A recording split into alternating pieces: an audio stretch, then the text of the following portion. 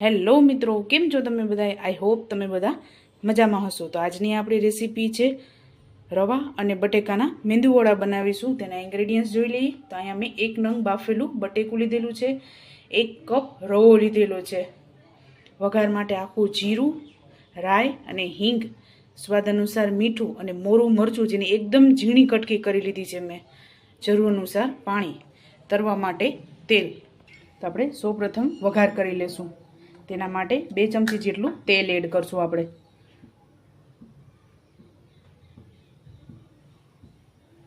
જ્યાં સુધી તેલ ગરમ થાય છે ત્યાં લગીને આપણે બટેકાને ખમણી લેશું.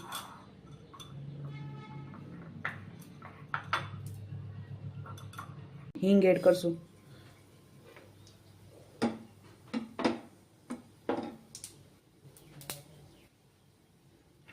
અને આખું જીરું એડ કરી દેશું.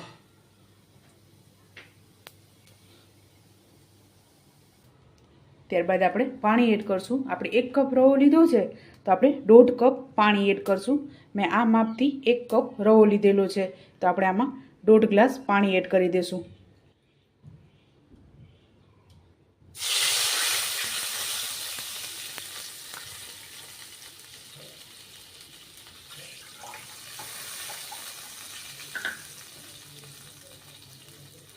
ત્યારબાદ મરચું એડ કરશું, લીલું મરચું.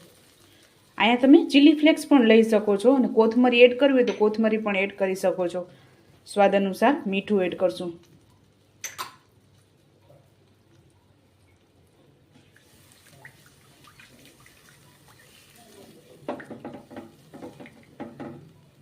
આપણે આને ઉકળવા દઈશું. અહીંયા મેં 1 લીલું મરચું લીધેલું છે. તમારે આદુની ઝીણી કટકી છે, લસણ છે, તેને એકદમ ઝીણું કટિંગ કરી અને તે પણ તમે એડ કરી શકો છો. તમને જે ફ્લેવર ભાવતી હોય તે આમાં એડ કરી શકો છો.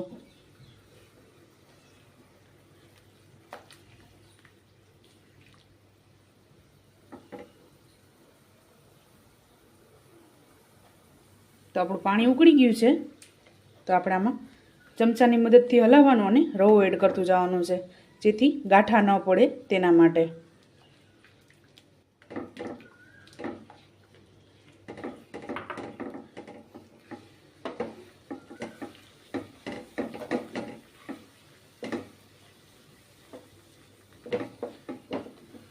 ગાંઠા ન પડે તેનું ખાસ ધ્યાન રાખવાનું છે. ત્યારબાદ બટેકું એડ કરી દેશું.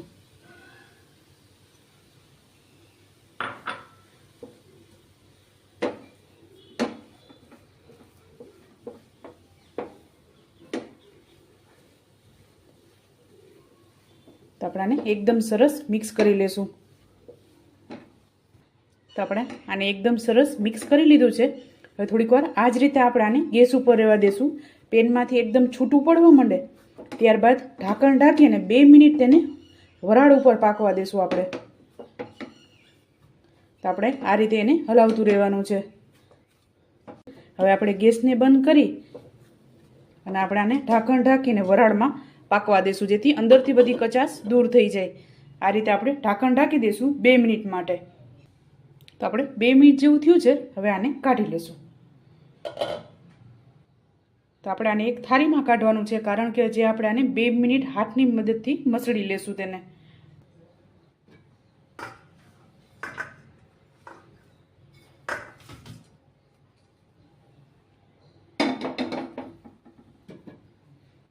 તો આપણે થોડુંક આમાં તેલ લગાવશું.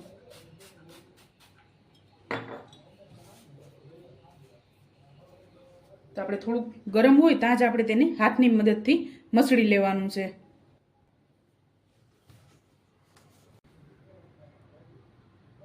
તો આપણે આને એકદમ સરસ મસળી લીધો છે. તો હવે આપણે આને મેંદુવડાનો શેપ આપી દઈશું આપણે.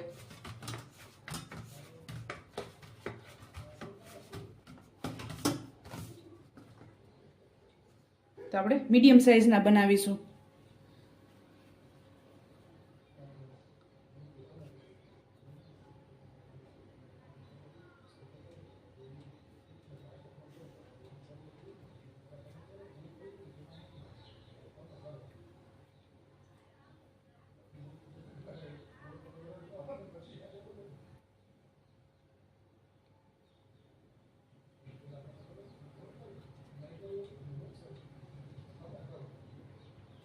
તો આપણે આ રીતે ડોનટ્સ હોય તે રીતે આકાર આપણે આપી દેશું.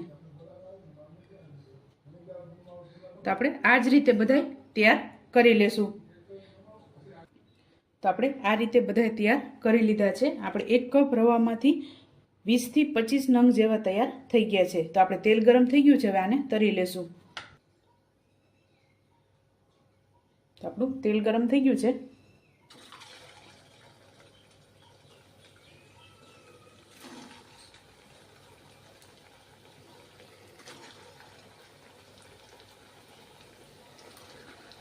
તો આપણે એને મીડિયમ ગેસ ઉપર તળી લેશું. ગોલ્ડન બ્રાઉન કરવાના છે આપણે. તો આપણે આ રીતે ગોલ્ડન બ્રાઉન કરી લેવાના છે. તો હવે આપણે આને કાઢી લેશું.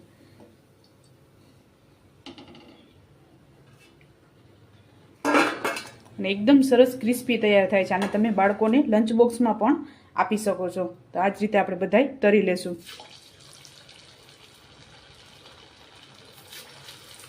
અને આને તમે 10 જ મિનિટમાં તૈયાર થઈ જાય છે આ. તો ચાલો મિત્રો, તૈયાર છે આપણા રવા અને બટેકાના મેંદુવડા. તમે પણ આ જ રીતે બનાવજો અને મને યાદ કરજો. મારા વિડીયોને લાઇક, શેર અને સબસ્ક્રાઈબ કરવાનું ભૂલતા નહીં. તો ચાલો મળીએ નેક્સ્ટ વિડીયોમાં.